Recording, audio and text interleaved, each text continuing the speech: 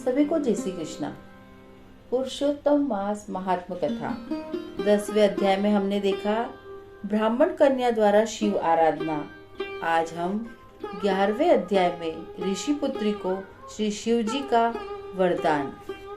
नारद जी बोले, हे महामुनि, यह कन्या ने गर्मी में प्रचंड धूप में अग्नि के बीच में बैठकर और हेमंत तथा शीत ऋतु में ठंडे जल में बैठकर तपस्या करी।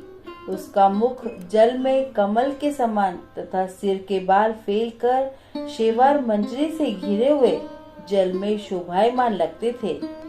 वह बाला वर्षा ऋतु में खुले मैदान में वर्षा के जल को अपने शरीर पर लेती थी।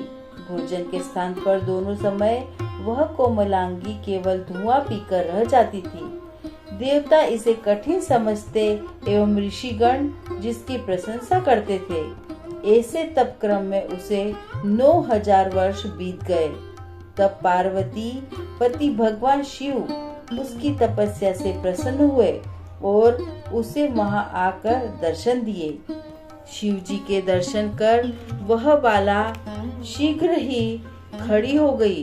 तपस्या तथा प्रसन्नता के कारण कृश देह भी हष्ट पुष्ट दिखने लगी।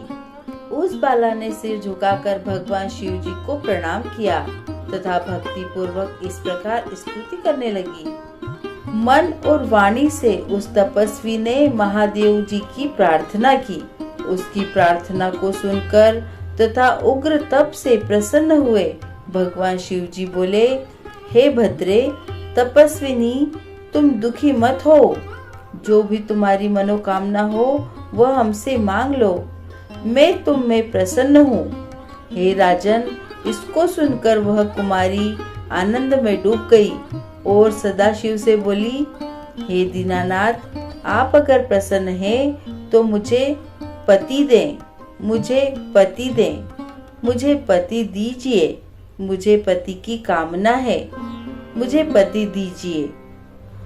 तब इस बालिका से शिव जी बोले, हे मुने, तुमने मेरे सामने अपने मुख से 5 बार पति शब्द कहा है, इसलिए तेरे 5 पति होंगे और वे शूरवीर, धर्मों के ज्ञाता, साधु एवं सन्यासों के समान रहने वाले, सत्यवादी, पराक्रमी, यज्ञकर्ता, गुणों के कारण प्रसिद्ध, इंद्रियां को वश में रखने वाले राजा होंगे।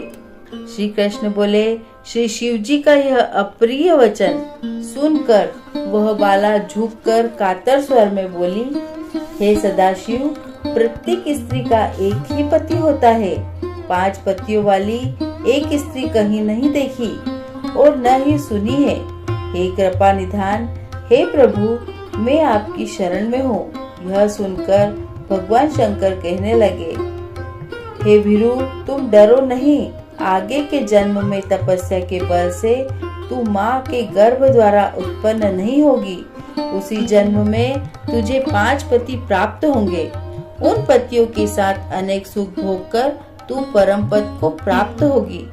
शिव जी ने आगे कहा, हे पुत्री, पुरुषोत्तम मास तो भगवान का प्यारा महीना है। तूने पुरुषोत्तम मास की निंदा की, अनादर किया, अपमान किया। तूने संसार पूज्य इस मास का व्रत पालन विधि विधान से नहीं किया, इसी से दुख पाती हो। सो सुनो, उसका फल पाया। श्री कृष्ण भगवान ने अपना ऐश्वर्य प्रदान करके इसे अपना बनाया है। ब्रह्मादि देवता, नारद तथा मैं जिसकी आज्ञा पालन करते हैं, उनकी आज्ञा भला कौन टाल सकता है। कहकर भगवान शिव तो अंतर्ध्यान हो गए और वह बाला झुंड से बिछुड़ी हिरनी के समान चकित खड़ी रह गई। बोली विष्णु भगवान की जय।